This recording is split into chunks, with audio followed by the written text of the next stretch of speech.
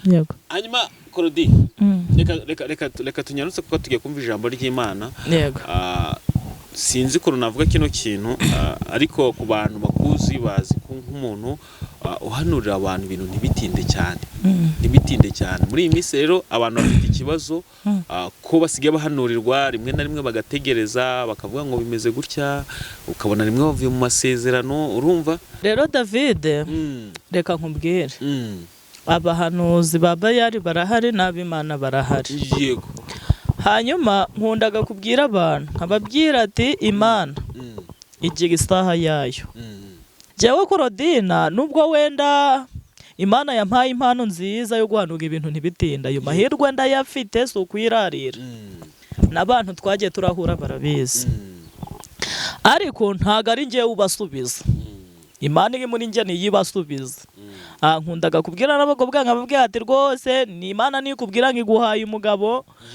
ntuzagaruke kumunyishuza ntawe mfite ndaguha nanjye ubwanjye ntawe mfite wenda ngo mbatize uwanjye. Claudie wenda nkawe waciye muri byinshi nimba ivuga ntabivuga nk'umuntu wumvise ubuhamya bwawe mbubwiwe n'abandi ndetse n'ubwo wavuze n'ubwo wanyibwiriye wanze kuvuga hano imbere kuri kamera abantu barabizi sibyo hari ibyo wavuze hari n'ibyo wanze kuvuga bitewe n'umutekano wawe cyangwa se n'icyo ushaka kugira ute kugeraho. Hano rero hari abantu benshi baba badukurikiye bafite ibibazo ku buryo uko twababwira kose ugasanga ijambo ryose wababwira si ijambo rishya kuri bo.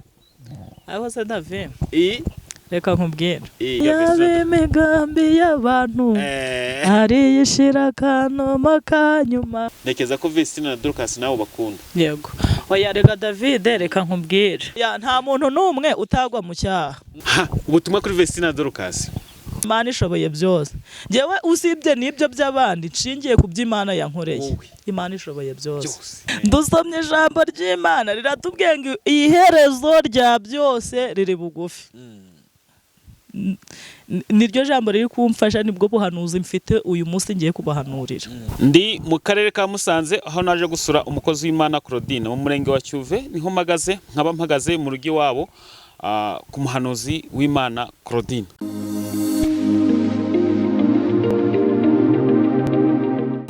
Yes, ndabasuje bakunzi ba Gonarike Plus amahoro y'Imana akomeze kubana namwe. Njyewe nitwa David ntige mugiye kubana mu rugendo nakoreye mu karere ka Musanze aho naje gusura umukozi w'Imana Claudine. Claudine ni umuntu w'Imana. Imana iduhaye mu gihe nk'iki ni umukobwa w'Imana. Imana itwejeje mu gihe nk'iki ngimukoreshe imirimo n'ibitangaza hano ku isi. Claudine ni umuntu wagiye usengera abantu benshi, ni umuntu uhanurira abantu benshi, ibintu byinshi birasohora nkuko mubibona. Hano inyuma yanjye murabona n'ahantu tukunze gukora video zacu turimo kuvuga ijambo ry'Imana cyangwa se turi gukora ubuvuga butumwa. Hano mpagaze ni mu mbuga y'iwabo naje kumusura. Hanyuma rero ikintu kimwe ugomba kumenya kuri Claudine, Imana ijya kumwemera impano y'ubuhanuzi yarayibwiye ati anarayisaba kandi nabimwemerera ko umuntu azajya hanurira yajya muhanura ibintu bigasohora vuba apana ibyo gutegeza. Claudine ni umuntu hano abantu ibintu bigasohora vuba niwe twaje gusura hano Musanze. Hanyuma rero ku muntu dukurikiye hano icyo namushishikariza ni kimwe nuko yakurikira ikiganiro cyose akaza kugisoza kuko turi buze gufata nimero y'umukozi w'Imana Claudine. Hanyuma rero nkuko nari maze kubibabwira ubu ngubu nicaye hamwe na Claudine umuhanuzi w'Imana umukozi w'Imana umwana w'Imana ikiruta byose akunda Imana n'abantu. Claudine umeze ute? Usa n'Imana. Mbere ya byose reka ubanze dushyire imbere y'Imana.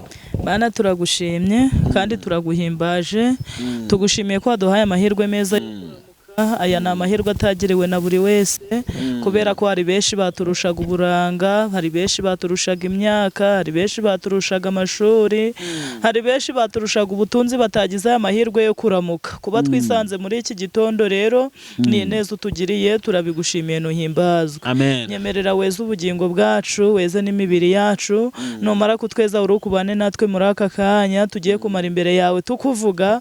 Nyemerera uzubane natwe amagambo y'ubwe ubwenge aturutse iwawe aba ariyo atumanukiramo, kandi amavuta yawe atumanukire, mwuka wawe wera atumanukire, ineza yawe ibe kuri twebwe, uturebesha amaso yawe meza y'urukundo, uturebesha amaso y'imbabazi, kandi kwa kuboko waramburiye Abisirayeli bakambuka, unyemerere natwe kuturambure tukiri muri iki kiganiro, kandi ibi biganiro tugiye gukora bigire benshi byungura, bibere by'umumaro. Kandi Uwiteka Imana Nyir'ingabo Umuririmbyi wa 62 yaravuze ngo mu gihe cyo gusenga ngo amasengesho yacu ngagera kure cyane, ngo ndetse atambuka nk'inyenyeri. Nyemera n'aya masengesho cyangwa nibi tugiye gukora bigere kure cyane, bitambuke nk'inyenyeri. Ijambo rikiza abarwaye, ijambo ribohora ababoshye, ijambo riruhura indushi, ijambo rihoza abari kurira, iri jambo Mana rigere hose, kubera kuri Data urakoze. Duheje imyuka mibi, duheje gukora kose ku mwanzi, bitakuvuga bibanze biduhunge, ineza yabo ari iba muri twebwe, abari wowe utangiza iyi gahunda, abari nawe uyisoza, ntaba ari twe.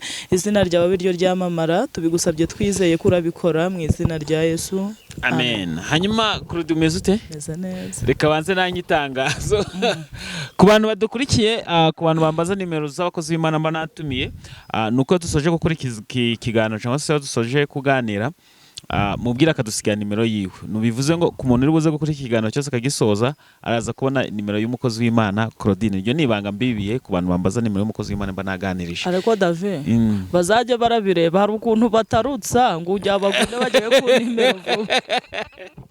Ariko mujye mukurikirana ikiganiro kugira ngo mwumve ivuga butuma tuba twakoze, ijambo ry'Imana umukozi aba yatambukije, ndetse n'ibiganiro tuba twaganiriye.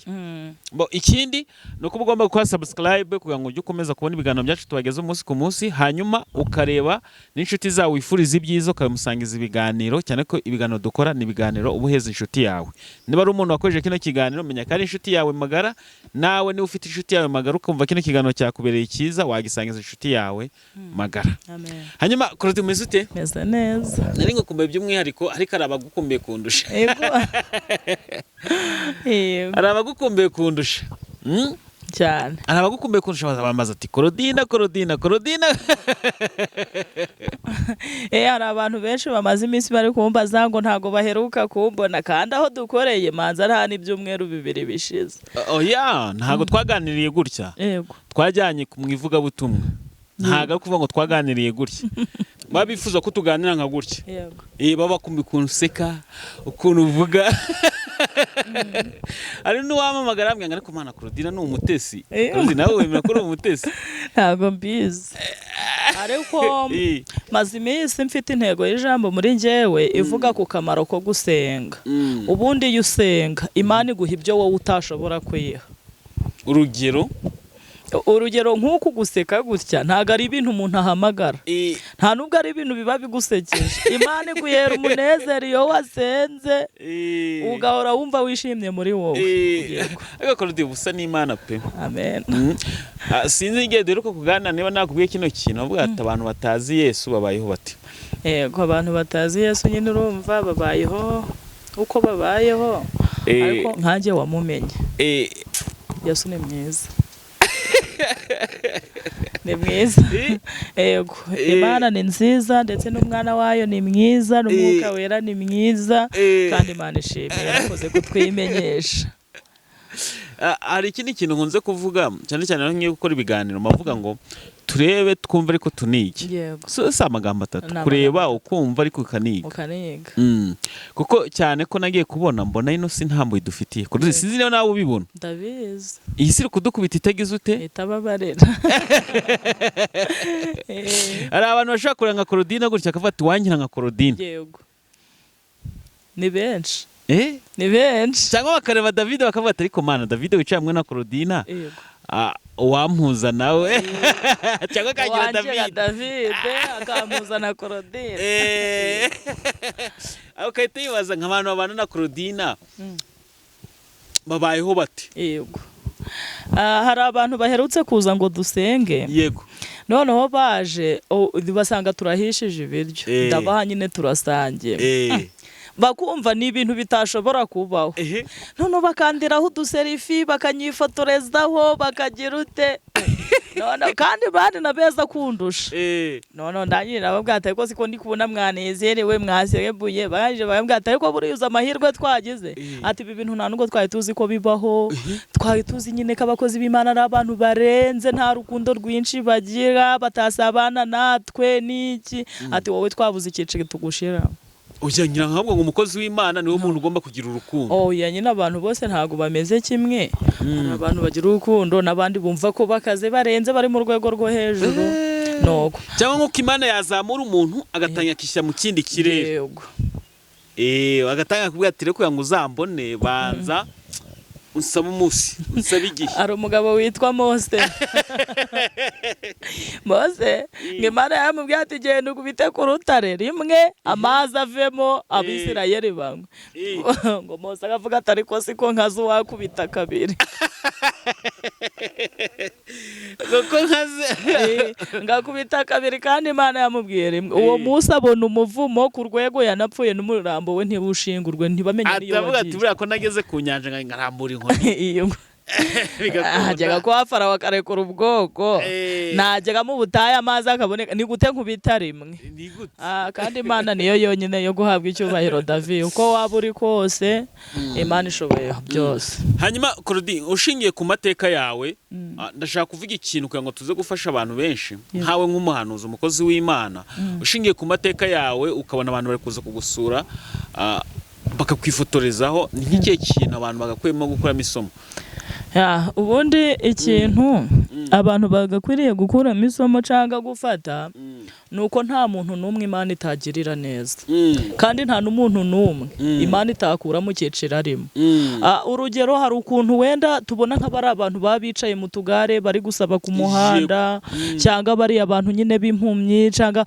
ukaba wamunyura ukavuga uti Paulus nguye amaziki ukanga no kumuha ibyo ari kugusaba ariko nta wamenye iyo buzirageze ushobora kwisanga nawe uri muri rwa rwego rwa wundi usabiriza cyangwa uri mu rwego rwa wundi mu minsi yashize nakoraga akazi ko mu rugo mu minsi yashize nakoraga akazi ko mu rugo yego nkorera umugore umwe kandi ni n'umwadeperi mwana David ni n'umwadeperi ni n'umudiyakoni mu rusengero n'umugabo we ni umudiyakoni bampa akazi n'umutima mwiza bambwira ati tuzaje turaguhemba 5,000 ku kwezi ubwo nyine urumva ico gihe babonaga nta yindi sura nta kindi cici mbese ntaho nava nta naho naje yego nicyo cici numvaga ari na menshi muri urwo rwego noneho 5,000 ndabyemera bagigaga umwana ufite umwaka n'igice bafite n'uwundi w'icumweru kimwe uvutse nyine ubwo maze icumweru kimwe bose nkabarera nkaja kwahirira ingurube enye nkahirana intama 3 naza nkanakoropa nkanafura nkanateka nkanoza n'ibyombo ibaza ku kazi kose ku kwezi bakampemba 5,000 usibye ko nyine reka kuvugira ijambo cyane ukuri ko Imana David Imana igira neza sinzi n'ukuntu ngiye nayivuga Dawidi yabuze uko ayivuga aravuga ngo ni ya ngewe nta nubwo nzi ukuntu nayivuga kandi ukabona 5 bya ku kwezi 5 nkumva na amafaranga atanabaho ni menshi kandi baza nibyo bintu byose nabaga nakoze none umudiyakoni wanje ukwezi kurapfa ngupfuye ndamubwira ati si amafaranga wayamaye ko no muri korari bari kuduca amafaranga ngomba kuyatanga umugore wabizimara akanyihorera nyine ntihagira ikindi kintu ansubiza bwije arataha ubwo araryama gambika gasakoshi muri saro aja kuryama bukeye mu gitondo ajya ku kazi ndamubwira ati si wansigiye aya mafaranga aranyihorera kandi nayanjye nayakoreye n'umutima wanjye ko kuyabona nuko umanza kurira aranyihorera agarutse nimugoroba arampamagara ngo Claudine ntikarame ubwo kandi yajyaga mu rugo nka saa 4 ngo nta muntu wakozemo gasakoshi kanjye nimugoroba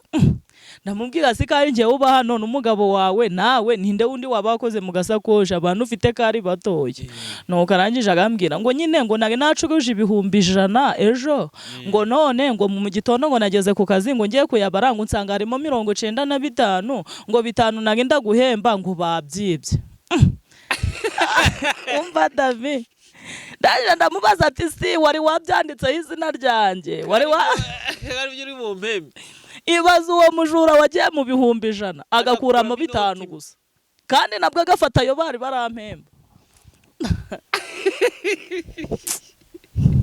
David Imana imaraga agahinda. Karodi hari umuntu ushaka kumva bino bintu akumva bino bintu ukuntu biba byabaye akavuga ati agatekereza ko ibyo bintu bidashoboka. Arambwira ati ayo nagenda guhemba bayibye, none rero ubwihangane ntiwongeye kumbaza amafaranga, nzaguhemba mu kundi kwezi, ubwo nyine kuno kwezi wahombye. Ayo wari guhembwa ubwo bayibye nzaguhemba mu kundi kwezi. Nazinze ibyanjye n'umutima mwiza, bukeye mu gitondo ndamusezera. Arambwira ngo singugiye he, ngo wakora ngo ukundi kwezi ni kugera ngo sinzaguhemba. Ndangije ndamubwira ati umujura waje kukwiba ku itariki urampembaho, akakwiba amafaranga wari kumpemba 5 byanjye 5 abikuye mu 100. Ubwo wamubwiye itariki umpemberagaho, umubwira amafaranga umpemba gukwasa nuko baga yanditseho nuko bagangana, n'ukundi kwezi ni kugera azagaruka kuyiba, njyewe ndagiye. Arangije agambwira ngo Kigali we ngo nushaka kugenda ngo sugiye ngo kanana babana ari batoya ngo uzankenera ngo nanjye ntakigukeneye, ngo hari igihe uzankenera nanjye ntakigukeneye. ubona cyariho tunagasengana ni diakoni murade pere abeda wakwituriza utazamvugisha byinshi ukari kukumva ibyo biramureba. Noneho ndangije ndataha mbaho ngaho, Imana igambwira ati humura mwana wanjye, agahinda watewe n'abantu nzakakumara. Nkumva ni ibintu bitashobora kubaho. Mbaho ngaho, Imana igeze ahingirira neza. Uyu munsi sinongeye kumukenera, nta n'ikintu mugeneyeho, ahubwo hari igihe duhuraga akambwira ati ariko subuka utazaga kudusura mukozi w'Imana, wazasasa ukansengera. Hari ikintu kimwe nkunda Yesu, nuko ibyo bintu byose twe tuba tubona ko bidashoboka, yemera ko bishoboka cyane. Hari umuntu ejo bundi nawe wangana usa nk'ufite nk'iyo story yawe, nk'iyo nkuru yawe yakubayeho, arambwira ngo we yakoraga umubosi, urumva amuhemba amafaranga makeya, ariko umubosi nta nige yigeze amuhembera amafaranga ku gihe, cyangwa ngo amuhembe amafaranga yuzuye. Iyo yabaga agiye kumuhemba amafaranga yuzuye, ngo company ye yahombye, ngo Rwanda Revenue ngo yamufashije ibintu bye, ngo imodoka ye yapfuye, nyine ugasanga ibintu ama business ye ari kwica mu bintu bye. Niba imodoka ipfuye bivuze ngo ntago ari buhembe cyane, baki imodoka yagize ute yapfuye, kandi si we wabigizemo uruhare, ntiwagizemo uruhare, si ni yawe no gupfa kwayo wowe ntibikurebe. Icyo urebwa nuko wakoze akazi kawe kagakora neza, iby'imodoka nibye. Yego, yaza kumenya ko imodoka izapfa yakagombye kuba nayo yarayiteganyirije, akayawe nakagira ute akahaba. Ariko abantu babitwara gutyo David, nta muntu n'umwe kuri iyi si, kandi mpora mbikubwira, wakumara agahinda ufite. Umugore wishakiye ubwawe ntiyakumara agahinda, wa mwana wawe ntiyakumara agahinda, inshuti zawe ntizakumara agahinda. Umuntu umara agahinda ni Yesu wenyine. Reka tumwikomezeho, tumwiringire. Ibyo tudafite arabifite, ibyo tudashoboye arabishoboye, aho tutakwigeza niwe ushobora kuhatugeza. Imiryango yakwanzagaza akaguhumiza akakubwira ati humura ndakuzi mwana wanjye. Reka tumwikomezeho David. Yesu niwe ushoboye byose. Hanyuma rero reka twikomeze ikiganiro cyacu tutangire. Hanyuma Claudie, abantu bari bagukumbuye, by'umwihariko bashaka kukubona. Umurimo w'Imana umeze ute? Umeze neza cyane, biri kugenda neza. Akazi Imana yaguhaye nk'umuhanuzi umeze ute? Akazi Imana yaguhaye niko ngendeyeho cyane. Ariko David, uko kutakwerekwaho ntiwarebesha n'amaso. Ndebesha amaso nkabona uriho ubwiza bw'Imana pe. Imana irakora. Kandi David, reka nkubwire, ntago yangirira neza ngireke kugirira neza abantu ndi gusengera. Nta nubwo yagira abantu neza ngireke kungirira njyewe ubasengera neza. Yego, umunsi uzabona nsa neza uzamenye ko nabo ndi gusengera bishimye. None umunsi uzabona nsa nabi uzamenye ko nabo bababaye. Yego, ubwo bivuze ngo ubusa neza, abantu urimo gusengera bose barishimye, bose nta kibazo na kimwe bafite. Abantu banyisizaga Claudine mpamvu n'amatsiko. Maze iminsi ugiye mu biki? Imirimo ziba ari myinshi David, imirimo ziba ari myinshi. Muri uku kwezi nagezemo ingendo nyinshi. Usibye rumwe twajyanye ku Gisenyi se? Twajyanye ku Gisenyi, mvuye mu Bugesera. Mvuye mu Bugesera ndaza tuja ku Gisenyi, tuvuye mu Gisenyi nja mu Cyanika, mvuye mu Cyanika n'ubu uracyagiye. N'ubu ngubu ngiye kujya mu Bugesera. Nuko iyo urebye ku Imana iri kugenda ikora muri iyi minsi ubona bitandukaniye na mbere. Kuko David nawe bazi ibibazo nk'iby'umwana. Oya ntago ari icy'ubwana. David niba muri ico gihe narakorera ku kwezi kose bakampemba 5,000 nabyo bakabinyambura. Narivuze ku bantu buri gusengera ahantu hamwe wowe hari amakuru udafite. Ahantu nagiye gukora ha menshi barambwiye bati turaguhemba 8,000. Aya shana ari 8. Navuye aho ngaho mpita nja gukora n'ubundi ahandi hantu 5,000. Aho hantu 5,000 ho babaga bafite abantu 8 n'umugore n'umugabo 10. Ibaze gufura abantu 10 ukabatekega ugafura ugakora ugakorpa, harimo aburasinzigiza, harimo urahekeza ku ishuri, harimo aburage muri ibiryo ku ishuri. Ukwezi gupfuye mugore arambwira ati kugira ngo nkwishuke 5 byawe nago kubita nka kwica bakaja kumfunga n'ubundi sinafungiwe bake. Ukwezi kurangiye David. Ariko uyu munsi uziko siko nabikubwira gute. Ubu ngubu naje gukorera ukwezi kose 5,000.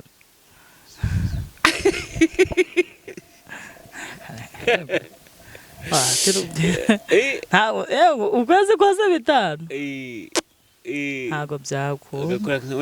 Wena nka Vincent. Ntago byakunda pe. Na 25 hitubara ukavuga tubuka umunsi yaba ari 600. Tuvuga ko umuntu ngana nkanjye nkore 600 ku munsi. Yego. Ubaye n'ubundi dusanzwe tuzi ko turanye na Yesu, sibyo? Yego. Dusanzwe tuzi ko mufite ariko Yesu abaye yigize umuntu bikaba ngombwa ko turana nawe.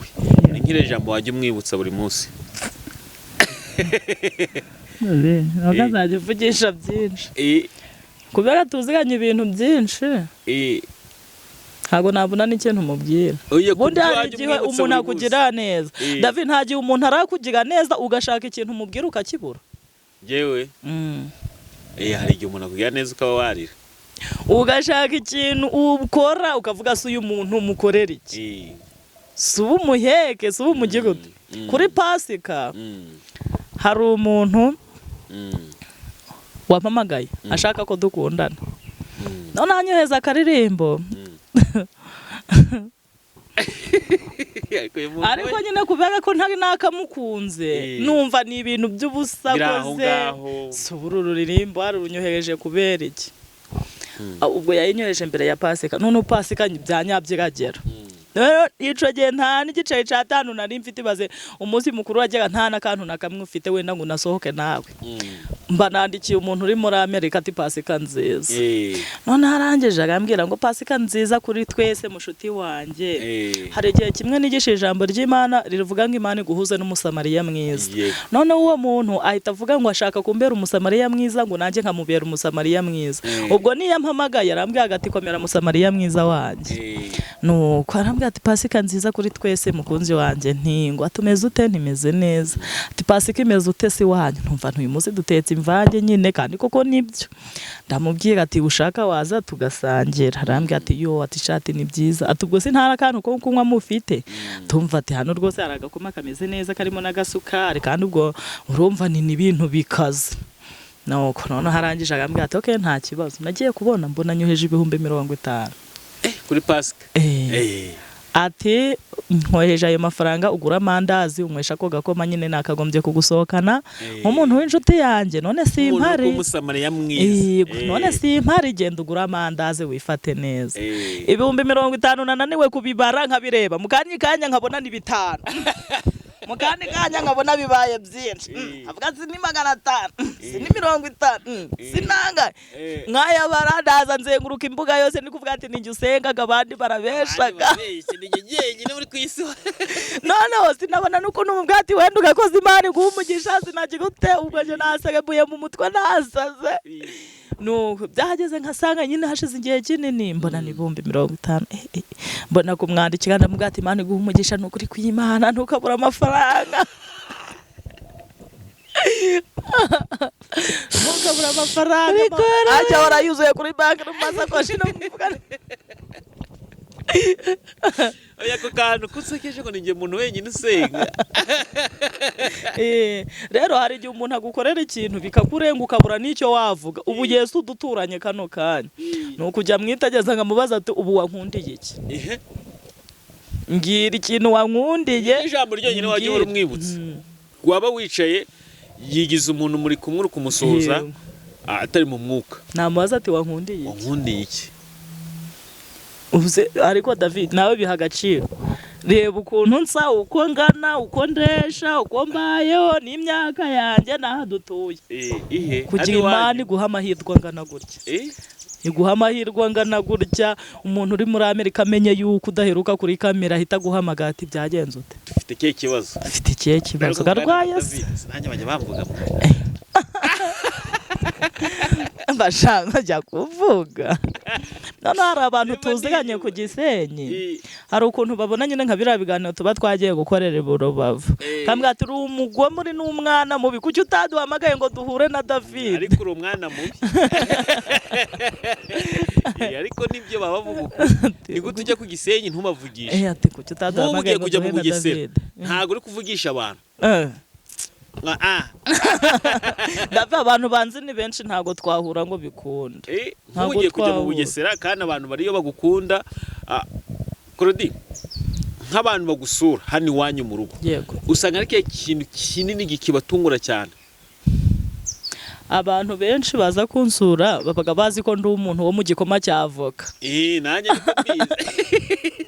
Noneho hari ukuntu bajyaga bakamwaza ati biteze bisa hasi n'uturuka ni uvuga ese ko twakubonaga gutya na gutya ko dizi yego twabonaga umutesi waraje byibushye wambara atane wo mu rugo ugasanga nicyo kintu kibatunguye. Ariko mba numva nta kintu gikwiye gutungura abantu.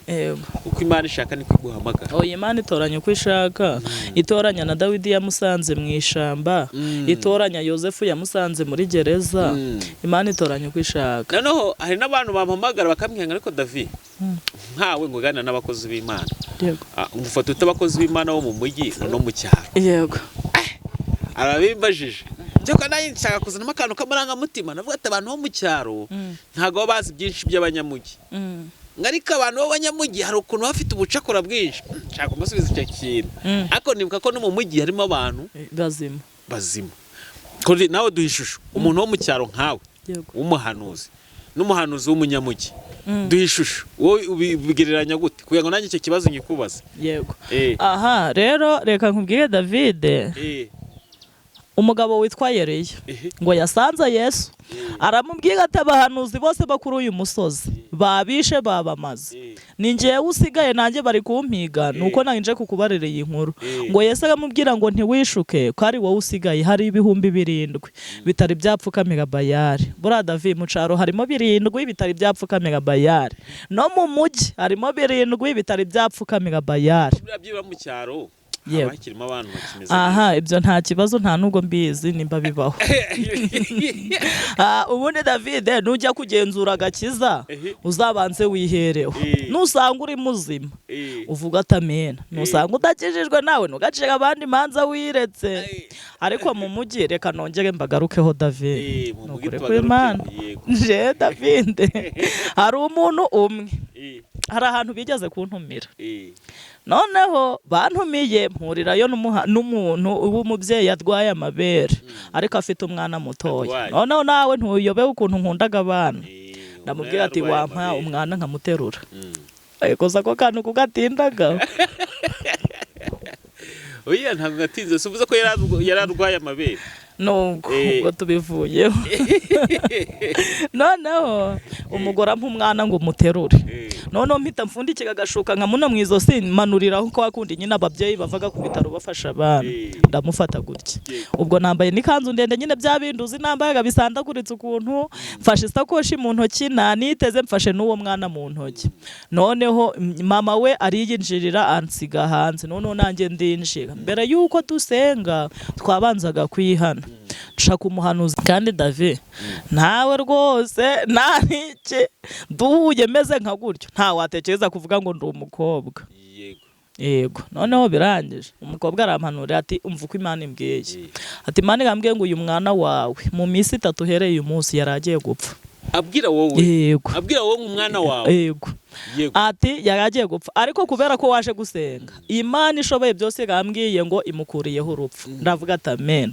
Ati kandi ikindi nubwo ndi kubona usa neza kwisura umugabo wawe yarakwanze uyaragwanze Imana no kumbwira ngo uheruka kubonana nawe uri gutwita yinda. Atariko uyu munsi Imana ishize yiherezo Sherutis kuri umugeni ugiye kubyitwa uyu munsi arampanurira nkavuga ati amen. Ndangije nigega mu rusengero noneho tugeze mu mwanya wo kwivuga ndavuga ati ndi umukobwa wamuhanuzi yabaye nk'uguye muri koma bwisha atongeye guhanura ariko njewe nagavuze ati nta nubwo namurenganya ukuntu narinsa n'umugore kandi nari nteruye umwana none yarambwa ngo wa mukobwa we noneho rero ubwo ibyo mbivugiye iki mbivugiye kugira ngo abanyamugi mbavugeho umunyamugi ari mu ikode sibyo ari mu ikode oya tuza ariko manze nkumbwira agamenya ngo inzu zo mu cyaro ntago ari zo mu mujyi ubu mu mujyi inzu ya make ya ni 50 ya make ariko mu cyaro ni 10 wayibona sibyo umuntu ari mu ikode afite abana wenda afite n'umugore cyangwa umugabo nta nibyo kurya yigirira mu mujyi ibintu byose nuko bigura ubu koko David yaba ari mu mwuka w'Imana ho ubicumwa cyose yakimare gusengera abantu nta nibyo kurya nta naho yagiye guhinga nta naho yagiye gukora akabahate iryo gode si yaryishurije shani tuje turabarenganya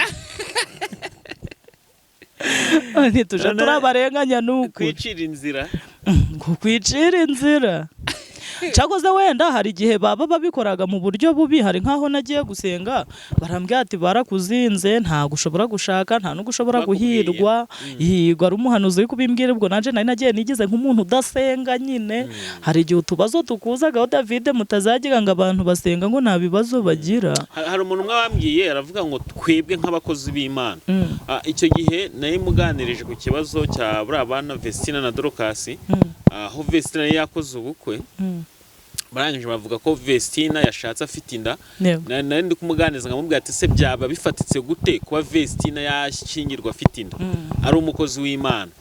Uwo muvandimwe yitwa Jackson yahise asubiza avuga ati twebwe abakozi b'Imana iyo abantu batubonye batwiziramo imbaraga tudafite yego ngo bakadufata bakatugira ibitangaza nkaho tutari abantu kandi nyuma y'isi y'umwuka turi abantu.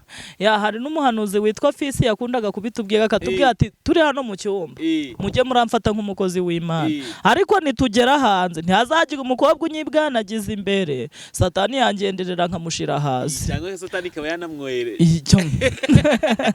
kuko umuhanuzi Jackson iryo jambo nryibutse ryatumije ndacira abantu urubanza kuko ngewe njya gukizwa nakijijwe ubwa mbere nte namenya ibintu byo gusenga nabagaho wenda nzi ko niba mpuye n'umuhanuzi nkawe ntagomba kukugera uruhande natukanye cyangwa nakwinjira mu cyumba cy'amasengesho nabwiye umuntu nabi nkatekereza ko nta muntu ushobora kwinjira mu rusengero yasambanye kuko nyine nabaga narebye n'umuntu nabi ntago naga mu rusengero none utwo twose nagendaga nkora twose twatundi twose tugatuma najya mu masengesho kuko wenda unagiye kureba usanga ngiye ubwa mbere senga ntago nagiye gusenga mu masengesho ahubwo bafatiye muri salo nari ndimo hari abanyamasengesho baje gusenga basanga nicaye hehe muri salo ngiye gusohoka bamwe ati nahujya umuntu twaturi kumwe ndamushimira nawe ariyizi ati nahujya barasenga numva nanjye Imana imvuze bavuga ngo mwihane umva abantu bose barihanye mu bihana nk'ibyo nanjye nagize ute nakoze navuga ati waye nge nakwihana ko nabarabihanye ariko nkoma niki ndabariye kuko numvaga kuvuga ibyaha byawe abantu baragenda bakuvuga ariko urumva icyo kintu nari mfite nari nzi ko nta muntu wahura n'umuhanuzi afite icyaha ibyo bintu ni ikosa none ibyo byaha nabwo nakoze bigatuma ndajya hehe mu rusengero nkavuga ati ningira mu rusengero cyambere bahita bavuga ibyaha byanjye byose nsebe none ngiye kubona mbona bambere bagize ute na wa muhanuzi nawe arihana nawe navuga ati reka nihane ariko ngoma ni ikibazo kimwe kivuga ngo nta muntu ugomba kujya mu rusengero yagize ute yakoze ibyaha yasambanye yakoze ibyaha ngeze mu rusengero rero kuva mu iyo si ubwo nanjye maze gukizwa nemere kujya mu masengesho nanjye nangiye kwibohora mu masengesho ngezemo nkumva harimo n'abasambanyi bacira imanza bacira imanza none nakumva ngo umuhanuzi aragira ute arasambana cyangwa bakavuga turi umuhanuzi yabyaye hariya ariko nkabona yagiye guhanura uwo muntu nkamucira urubanza ku buryo kugeza ibyo bintu kugira ngo mbe nabyumva ko umuhanuzi ari undi nk'umuntu nkatwe urumva byantwaye igihe uwo muhanuzi twacaga iso ndamushima naramaje kuri Vestina nekeza ko Vestina na Dorcas nawo bakunda yego oya rega David reka nkubwire ubu ngewe uyu munsi ninoshe nava amaraso kandi nawe winoshe wava amaraso ubaka agakanzu nuko uri umugabo ndamutse nkakuye muri nk'umugore nawe wakambara kakakujyamo rero ndi umuntu nkawe wenda nuko Imana iba yagatugiriye amahirwe ikampa impano ariko nubwo nyifite nanjye ndi umuntu nkawe none se ejo ntitujya kubitawe twese tugatonda umurongo mpaka uhageze bakatubaza mituweli nkayizana nawe ukayizana hari umuntu uzi wari wabona bari kuvurira ubusa ngo nuko ari umukozi w'Imana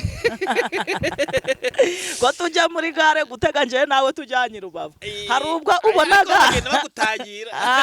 oya aha reka kambyemere kuntangira nuko iyo abantu bakubonye njyewe ntabwo baba banyitaye kuko nyine ngira ngo bambona ari benshi ariko bagenda bagutangira Korodina twe twarakubuze Korodina twatwicaye mu modoka Korodina ibyo reka tubyihorere nibyo ariko siyo tugiye gukatisha amatike twese hari ubwo ubonaga baguhaye imwe ngo bavuge ngo uyu we n'umukozi w'Imana reka agendera ubusa ariko nako kantu ko gutangira nako ni keza menya ngo turi abantu twese nta muntu n'umwe utagwa mu cyaha kandi nta n'umuntu n'umwe utakiganuka David na wa musambanye wo ku rwego rwo hejuru na wa musinzi wo ku rwego rwo hejuru yakizwa kandi na wa muntu uhinduraga amabuye ibirayi abantu bakabirya nawe yaba umupagani rero ahubwo igikuru ni ukwiyeza tugahora tubwira Imana ngo itweze mbese uwo muhungu yaranyigishije kugezana n'ubu iryo jambo nitekerejeho abantu bose nahise mbabuhukaho kuko nyine urumva ukuntu nafataga umuhanuzi nanjye nkamufata kari wa muntu udashobora kubwira umuntu ijambo ribi ari Imana none mubaje kwa bari abana ambwiye icyo kintu ntekeza ko abana nabo bakunda yego ntekeza ko abantu hako banafisige n'ijambo bari abana by the way jone basohoye n'indirimbo nziza yego gene kintu wasigaye imigambi y'abantu ari yishira kanoma kanyuma ntago twahaba imigambi y'abana yishigaga agatomo kanyuma ku buzima bwawe umuntu akavuga ati David azahirwa David azakora ibada ntago byavamo nese kusangaga hari igihe kigera ugasanga nta muntu n'umwe uri kukuvuga neza ubutumwa kuri Vestina Dorcas David we bakomeze muri uriya mwuka barimo nje nabonye bari mu mwuka mwiza nyine kariya karimbo karamfashije yego Vestina Dorcas rwose mwumve ko mugenda mufasha abantu benshi yego hanyuma Korodi reka tunyarutse kuko tugiye kumva ijambo ry'Imana yego sinzi ko navuga kino kintu ariko ku bantu bakuzi bazi nk'umuntu uhanurira abantu ibintu ntibitinde cyane muri iyi minsi rero abantu bafite ikibazo ko basigaye bahanurirwa rimwe na rimwe bagategereza bakavuga ngo bimeze gutya ukabona rimwe bavuye mu masezerano urumva kandi barahanuriwe Korodi yego ange ni mu kiganiro twakwanye bwa mbere ijambo rimwe twazirikanye ni ijambo rivuga ngo ange iyo mpanuriye abantu ntago bikunda gutinda iyo turi kuganira gutya mbangira ngo mvuge n'abantu badukurikiye hari abantu bafite ibibazo byinshi bigiye bitandukanye baremere bafite uburwayi Korodi ariko babwiwe n'Imana kenshi ko bazatabarwa uyu munsi bashaka kuba babivamo nicyo kintu wababwira rero David reka nkubwire abahanuzi ba Bayali barahari n'ab'Imana barahari yego hanyuma nkundaga kubwira abantu nkababwira ati Imana igihe isaha yayo David Imana igihe isaha yayo iza gukoreraho ibyayo jewe Korodina nubwo wenda Imana yampaye impano nziza yo guhanuka ibintu ntibitinda ayo mahirwe ndayafite so kwirarira n'abantu twagiye turahura barabizi ariko ntago ari ngewe ubasubiza Imana iri muri njye niyibasubiza. Nkundaga kubwira n'abakobwa nkababwira ati rwose ni Imana nikubwira ngo iguhaye umugabo ntuzagaruke kumunyishuza ntawe mfite ndaguha nanjye ubwanjye ntawe mfite wenda ngo mbatize uwanjye. Mugategereza Imana imubaye. Rero abahanuzi nimba umuhanuzi yagaguhanurira akakubwira wenda ati Imana izaguha inzu, wimucira imanza ngo ni umupagani. Isaha yo kubona inzu yawe ntago yari yagera. Umuhanuzi agasenga ariko gukora ni ukw'Imana. Neze sibyo? Ase Claudine, kino kintu kirakubaho kuganura nk'umuntu akavuga ati Claudine kuwampanurira ibi ngibi nkategereza byaheze. Cyane n'umukobwa uherutse kuza akambwira ati nje gufata umugabo wanyemereye. Ati nje gufata umugabo wanyemereye n'ukuntu ari na keza si David. No ikigusetsa ni na mutoya murusha imyaka. Ngwiki ati je nta kuntu wambwira umugabo ariko ngo mubure. Ndamubwira ati genda ndamuganiriza, ndamubwira ati gusenga nuko anje gukora kukabu kw'Imana, genda utegereza Imana. yaze ejo bundi yaza ryari Abisirayeli sisi yababwiye ngo nibaguruke muri Egiputa baje mu gihugu cy'Ikanani, ko wasomye Bibiliya ntibamaze mu rugendo imyaka 400. Rero mutuze, Imana ipfa kuba yaravuze, iyo yavuze no gukora irakora. Claudine, wenda nkawe waciye muri byinshi nimbivuga ntabivuga nk'umuntu wumvise ubuhamya bwawe mbubwiwe n'abandi, ndetse nubwo wavuze nubwo wanyibwiriye wanze kuvuga hano imbere kuri kamera abantu barabizi, sibyo? Hari ibyo wavuze, hari n'ibyo wanze kuvuga bitewe n'umutekano wawe cyangwa se n'icyo ushaka kugira ute kugeraho. Hano rero hari abantu benshi baba badukurikiye bafite ibibazo ku buryo uko twababwira kose ugasanga ijambo ryose wababwira si ijambo rishya kuri bo. Aho se David reka nkubwira kazaga si ijambo rishya kuri bo. Yego mbwira. Ejo twagiye gusenga mu materaniro, noneho tugezeyo dusanga hari umushitsi waje kudusura. Yabivugiye mu rusengero rwose, ntago namuvuga izina badahita baja kumushaka. Ni umuhanuzi, ni umugabo. None uwo mugabo ngo yagiye gusenga ahantu ku musozi. Ubwo nshatse kubabwira aka kantu gasa n'ubuhamya kugira ngo namwe mubabaye mwizere. Aja gusenga ahantu, agezeyo ngakubitana n'umugore w'umukire w'i Kigali. Aramuhanura amubwira ati Imana igambwiye ngo iguhaye ikibanza mu mujyi wa Musanze. Ngo umugore araseka, aramupinga avuga ati mfite ibibanza i Kigali, mfite hehe na he, ndaje kugura i Musanze ngo mpamaze iki? Ngo hatari hashiga n'icumweru ngo umugabo uwo mugore ahita muhamagara aramubwira ati hari ikibanza amaze kuvuga ni Musanze, zana miliyoni 18 tucishure. Ngo umugore ahita yibuka wa muhanuzi wamuhanuriye. Aramuhamagara tumva umukozi w'Imana rwose uri mu mwuka w'Imana niki ati nagupinze nzi ko ntago uri Musanze, none umugabo wanje yakunze ubu tugiye kuyishura, none nyemerera uze nawe mu barasinya ndaguha 50,000 nawe uje kubyira nk'umukozi w'Imana, nta mpamvu yo guha batagakijijwe kandi nawe uhari. Ngo umugabo nawe arishima, umuhanuzi ubonye 50 nukuri gaba ari menshi. Ari mwikode nta nibyo kurya nta nibyo guha abana. Nuko noneho birangije aragenda, ngo bageze aho ikibanza baracishura, umugore asanga yibagiwe 2,000,000 mu rugo. Ahita abwira umugabo ati rero mukozi w'Imana n'ubundi ndakwizera, nyemerera ufata imodoka ngaya amafaranga uhita ugenda mu nzu, icumba canje kirimo nimero nizi, urasanga y'umuzamu ufungure ufata amafaranga ugaruke. Umukozi w'Imana yagenda ngo bamuha 15 byo gutega. Aragiye ageze mu rugo rwa wa mugore afata akamvirope karimo 2,000,000 aragaruka. Ageze Nyabugogo ibitotsi bigamufata arasinzira. Asinzira nyine amafaranga urabizi mu modoka abaye mutuntu two gushiramo ibintu waguze ashigamo ya mafaranga. Arasinzira baba bageze kuri Nyirangarama. Bageze Nyirangarama ngo shoferi aparika imodoka ati ni minota 5 mbahaye. Wa wundi yumva arashonje nyine n'ibitotsi byose ahita asohoka agiye no kugura amazi, ya mafaranga yarekeramo. Ubwo yibagiwe kana yafite. Uwo bari bicaganyaga yiba. Arasohoka arigendera. Umugabo yagarutse mu modoka amafaranga yashatsaga yabura. Ngakunkumurena za migati zose yaguzaye zisuka hasi, birangara rirabura umuhoza, mbese agasaga mu musazi. Baba bageze Musanze. Bageze Musanze wamumabuje ari kumuhamagara akamubaza tugeze ko twakurendereye. Umugabo bumusazi neza buri cyakora bora n'icyo avuga.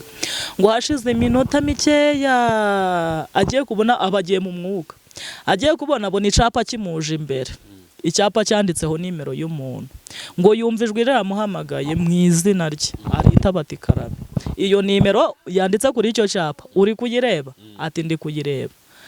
Uri kuyireba ati so ufite amayinite muri telefone yawe? Ati hamagara iyo nimero.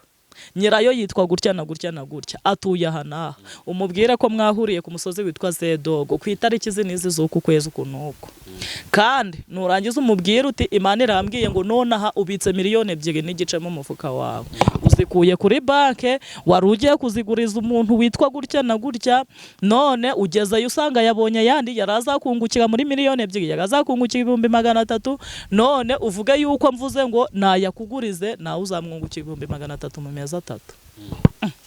Ngo wa mugabo ahita avamo umwuka, ahita afata za nimero nyine yari yazibonye, arahamagara, ahamagaye hitaba umugabo nk'uko Imana imubwiye, amubwira nyine bya bindi byose Imana imubwiye. Ngo umugabo aravuga ati mukozi w'Imana, nshingiye yuko uri kundeba nibyo ndimo naho ndi, Imana yamubwiye ati ari muri hoteli irimo icumba kingana gutya na gutya, vayo uyafate. Ngahita agenda ahandi Imana imubwiye, aragenda afata amafaranga, barandikanwa, aramubwira ati nigega mu rugo, umugore arasinya, undi ati ntari, uzayanyishuka ryari ku itariki neza, intego irihe, undi ati ntayo, ariko nzasenga Imana izayaguha, kubera ko ari Imana ibivuze. Ihuma wa mugabo amaso kuko arayamurekurira miliyoni 2, ahita yikubita kwa wa wundi wayamutumye, amuhereza miliyoni 2. Ariko uburyo Imana izatabaramo abantu, ayo yari yakuye mu urwo rugo ngo zaga inoti za 5, none ayo bamuguje zizaga inoti za 2. Umugabo aragiye, ngageze mu rugo abwira umugore ati byagenze gutya na gutya, none wihangane, ubwo nyine miliyoni 2 tuzazishura. Umugore ati tuzazikura he? Undi ati Imana izaziduha. Noneho baratuza, bitageze nane mugoroba ngo wa mugabo wagujije miliyoni 2 ageze mu rugo, abibwiye umugore ati hari umukozi w'Imana naguje miliyoni 2, wahe? Ati nta nubwo muzi nuko twahuriye ku musozi. Ngo nuko twahuriye ku musozi, yampamagaye, numva ari kumbwira ibyanje byose, numva ari kumbwira aho ndi, numva ari kumbwira amafaranga, ambwira ko Imana imunyohereje ngo umuguze, nayamuhaye. Undi atari kuri umusazi. Ngo bahamagaye ku itorero, wa mugabo hasengera, ego baturiya n'umwezi koro, ubwo nyine bazi ko abantu ari inzererezi, nta n'ibyo kurya bagira. Turani inzererezi nuko umubona kuriya nta kintu agira, abantu umupangayi uraho, nta besi mwayahebye miliyoni 2 yabakarabije ni n'umutubuzi. Umugabo ati nkaja kumurega, unyumvika nta n'umusigo ari gwashira. Ngo umugore nawe wamukire wawe ngabaragiye, ageze mu rugo ngaricaga bitekerezaho, aravuga ati kuza umugabo kari umukozi w'Imana, nkaba namutumye inoti za 5 akanzanira za 2, n'umwezi koro, n'umutubuzi, n'umuteka mutwe, ni gutafata inoti za 5 zigahinduka za 2. Avuga ati kanje gusenga mbibaza Imana, ni n'umugaturike, ati kanje gusenga mbibaza Imana. Ahagara nyine kuri rya shusho rya Bikira Mariya babaga bafite mu nzu yabo, ngavuga ati Bikira Mariya mubyeyi w'impuhwe, mbwira umuntu ni umukozi w'Imana, twarahuye arampanurira n'ibintu biraba, ariko namutumye amafaranga y'inoti za 5, anzanira za noti za 2. Bikira Mariya wamba bari ukambwira impamvu yabyo, ngo haza ijwi rivugira muri Bikira Mariya riramubwira ngo ikintu nkubwira uracyemera? Undi ati ndacyemera. So ushaka kumenya impamvu z'inoti za 5 zahindutse inoti za 2? Ati ura mukozi w'Imana rero wayamugujije, wayamutumye, aragenda, ageze mu modoka barayamwiba, bayamwibye yari yafite nayo yagujije, ahubwo ari mu mazi abiri, kano kanya bagiye kumufunga kandi n'ubuhamya bwe bugatakara. Ndo Uwiteka ndavuze ngo fata miliyoni 1.5 yamujanire, kandi utari wayamujanira ndaguca amaguru.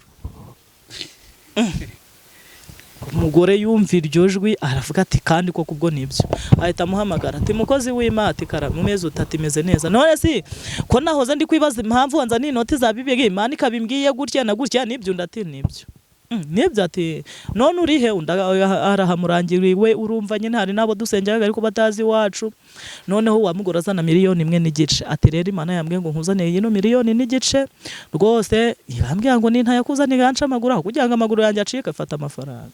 Umugabo arishima araserebura, abahamagaye wa wundi wamuguje amafaranga, wa wundi wamuguje amafaranga ati utanyihamagazwa, bamaze kumbwira kuri umwezi koro, uri umuteka mutwenda nakurega ndanagufungisha, utari wanshakira amafaranga yanjye. Ndaramubwira ati ahubwo siko mfite miliyoni 1.5 wakwemera ukaba uyafite? Uho yafashe. Ndati si ubwo miliyoni 1.5 wabo yakuye nkawe, ko bambwiye ngo uri nyagupfa nta nayo wabona. Ndati rwose ndayafite, wihangane, 800 gasigaye ndaje ndayagushakira buhoro buhoro. Ndati dore ngiye iyi kode yashireho, ngo ndahita yamwoherereza. Ngo noneho umugore ahita amuhamagara uwo mugabo kandi atanamuzi, aramubwira ati mukozi w'Imana, nshingiye ku magambo itorero usenga aho bari bamaze kutubwira, ndishingiyeho ngashingira no kukuntu duhaye amafaranga tutanayagusabye, tutanagushurije mu mutwe, tutanakureza. Ibyo bihumbi 500 bakugurije 2,000,000, 500 ndayagusoneye, ubwo nyine barakutwishuye 2,000,000. Umugabo aramuhamagara ati mukozi w'Imana, nanje nshingiye umwuka w'Imana ufite, nshingiye kukuntu ejo bundi wambwiye, nshingiye n'ukuntu naho wansanze nuko wabyagenze, nanje 300 ari kuzunguka ndayagusoneye. Imana David niba yarakoze ibyo, ubu uriya muntu urwaye uri kwa muganga inaniwe kumukiza? Ubu uriya muntu ufite ideni wabuze ubwinshi inaniwe kumwishurira? Imana ishoboye byose. Njyewe usibye n'ibyo by'abandi, nshingiye ku by'Imana yankoreye, Imana ishoboye byose cyane. Mwembwe mwiyitakariza icyizere ngo ibihe ugezemo bigutume Imana uyitakariza icyizere. Imana ishoboye byose, nta kintu na kimwe idashoboye. Cyakoze isaha itari yakunda, ariko nigera bizakunda, muhumure. Yesu urakoze cyane guhumuriza abantu. Anjye nari nkubajije ikibazo kugira ngo tureke ko twahumuriza abantu bashaka kuva mu byiringirwa by'Imana, bakumva ko ibihe byabo byabasiganye, cyangwa se ko ubuzima bwabo bwarangiye, cyangwa bakumva ko ibyo babwiye byose ari ukubeshya, cyangwa se bitahari, ariko ntibamenye ko Imana ikora. Amen. Sibyo Claudine? Irakora. Hanyuma rero tugeze mu kanya keza ko kumva ijambo ry'Imana, ko twaganira igihe kirekire. Murabyumva neza ko twatumaze iminsi ndaganira na Claudine, byagomba ko tuganira igihe kirekire, tukagira ngo tumubaze muri iyi minsi ukuntu bisigaye bimeze, bihagaze n'iki bintu nk'ibyo.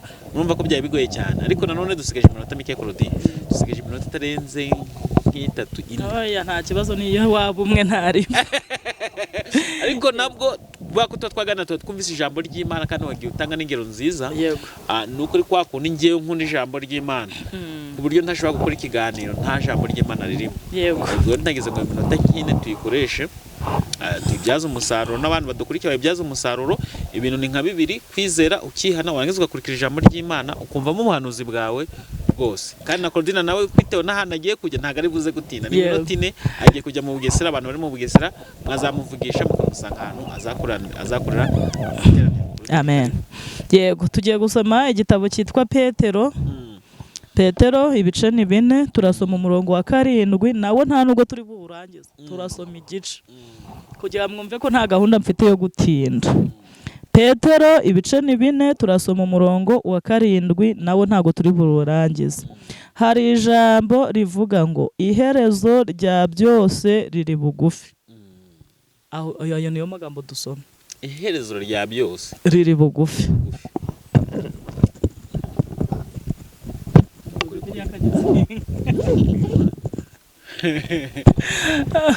Dusomye ijambo ry'Imana riratubwiye ngo iherezo rya byose riri bugufi. Niryo jambo riri kumfasha, nibwo buhanuzi mfite uyu munsi ngiye kubahanurira. Iherezo ry'ibiguhiga riri bugufi. Ubundi iherezo ni iki? Iherezo ni bya bindi byarangiye. Wari ubizi se? Iherezo? Yego. Ni ibintu byashizweho akadomo. Yego. Iherezo ry'amadeni ufite riri bugufi. Nashaka abe 50,000,000, nashaka abe 1,400,000, riri bugufiya. Iherezo ry'ubukode urimo riri bugufi, ukabona iyawe. Iherezo ry'ubukene ufite riri bugufi. Iherezo ry'ubugumba ufite riri bugufi. Iherezo ry'icyangiro baguteye riri bugufi, kikakuvaho nawe ugakundwa. Iherezo ry'uburwayi urwaye riri bugufi. Uko niko mbahanuriye, nanjye nihanurira mu izina rya Yesu. Kabura soje. Imana yigeze ishiga iherezo ku nyanja, itandukanamo 2. Abisirayeli barambuka. Ishize iherezo ku nzara yari iri mu gihugu cyitwa Samariya. Umuhanuzi witwa Elisa arururuka yuzura umwuka, aravuga ngo iravuze ngo ejo nk'iki gihe ishizeho iherezo, indengo y'ifu y'ingezi izagura shekeli 1. Kandi birakunda. Nawe izereka iherezo ry'ibiguhiga, iherezo ry'ibikurwanya, iherezo ry'ibikwicariye, iherezo riri bugufiya. Uyu munsi wa none riri bugufi. Iherezo ry'abakuroga riri bugufi. Iherezo ry'abakwiba riri bugufi. Mana data wa twese, uri rurangiza rwa burundu, ushoboye byose, nta kikunanira. Ijambo ryawe ratubwiye ngo iherezo rya byose riri bugufiya. nyemerera ushiga iherezo Uwiteka ku burwayi aba bantu badukurikiranye barwaye. Shiga iherezo ku bukene bw'aba bantu badukurikiranye. Shiga iherezo ku bupfubyi. Shiga iherezo ku bugumba bw'aba bantu badukurikiranye. Hari umuntu udukurikiranye uri mu ikode wabuze nayo yishura. Shiga iherezo kuri ubu bukode. Uwiteka we, hari umuntu udukurikiranye wabuze uwo bakundana kandi afite imyaka zirenze izo mu murenge bakenera. Shiga iherezo kuri iki cyangiro. Shiga iherezo, shiga iherezo. Gira ibyo ushigaho iherezo ku bwoko bwawe, yaba bari mu Rwanda, yaba bari mu mahanga, ibibaruhije, ibibagoye, ibibaremerereye, ibibicariye, ibibahagurukiye, ibibirukankaho, ushiriyeho iherezo. Wigeze ushiga iherezo ku mugabo witwa Farawo, hanyuma Abisirayeli bava mu biganza bye barambuka. Ushize iherezo ku nyanja itukura, Abisirayeli barambuka. Washize iherezo ku muriro, Saduraka, Meshake na Abedenego bavamo ari bazima. Ugira ibyo ushigaho iherezo uhereye umunsi kugeza ku iteka ryose. Abantu bawe babona ineza, abantu bawe babona amahoro, abantu bawe Mwuka Wera buzura, abantu bawe banezererwe, abari kurira yamarira ushigaho iherezo, abababaye Uwiteka bari gucuruza bagahomba, ibi bihombo ushigaho iherezo. Buri muntu wese ineza yawe imurasire, kandi urumuri rwawe rwiza urutumurikira uyu munsi wa none. Ukuboko kwawe kwiza ukurambura ubwoko bwawe budukurikiranye none. Urakoze Mana, usubize ibyifuzo bya buri muntu wese uri budukurikirane kuva uyu munsi kuzageza iteka ryose mu izina rya Yesu, amen. Hanyuma turagushimiye cyane kubw'umwanya waduhaye Claudine. Dushimiye n'abantu bose badukurikiye kuva ku munota wa mbere kugera kuri uyu munota kugeza kuri segonda. Turabashimiye cyane. Imana y'amahoro ikomeze ibarinde. Amen. Hanyuma watuganirije neza, nizera ko abantu muri rya jambo twavuze cyangwa se mu magambo nk'atatu kureba ukumva ukaniga ko ibyo bintu byose babikuyemo, kandi ko basubijwemo ibyiringiro, kandi babonye ko kwizera kundi gushya. Yego. Kandi nizera ko bakwemo n'amagambo y'ubwenge Claudine. Amen. Ugira amagambo meza abantu benshi bajya babimbwira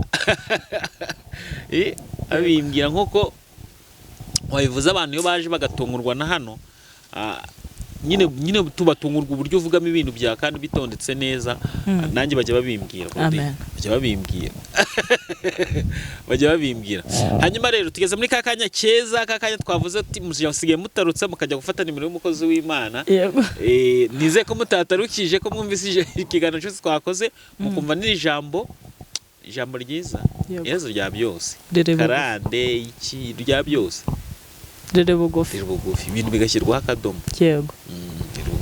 Ni ijambo ryiza. Hanyuma rero nk'uko twabibasezeranyije, tugiye gufata nimero y'umukozi w'Imana ku muntu wifuza gusengana nawe, kuganira nawe n'ibindi byinshi. Wagana n'umukozi w'Imana, ni karibu. 0786 661 551 830. 0786 661 830. Yego. Hanyuma reka mbibutse mukore subscribe, ariko nanone niba mufite inshuti zanyu kumva ko bagerwaho n'ibintu byiza, bakwishima cyangwa se bakumva Imana bundi bushyashya, cyangwa se n'ubona umuntu wihebye, cyane ko twavuze amagambo ahumuriza abantu bihebye, wamusangiza kino kiganiro kugira ngo twese dukomeze kwagura ubutumwa bw'Imana. Amen. Wakoze. Amen.